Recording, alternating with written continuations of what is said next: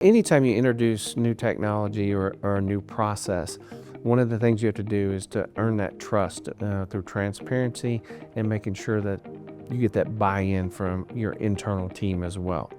You have to buy-in from stakeholders, but you also have the buy-in from your employees. Once those employees feel comfortable, feel confident, and trust the process as well as the product, they're going to be able to help sell the product and the processes across the enterprise. One of the things that we do is we are very transparent at the University of Kentucky on how we want to keep our faculty, staff, students, and visitors safe. And with that, we look at different ways to communicate.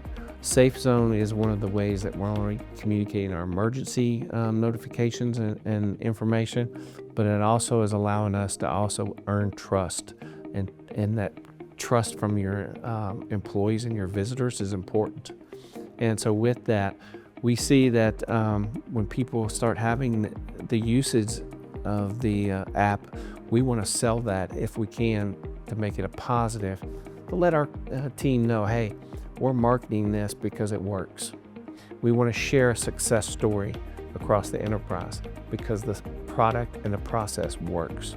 So that's one of the ways that you can find good transparency, but it also allows you to have that successful feeling that your investment or that return on your investment is important and successful.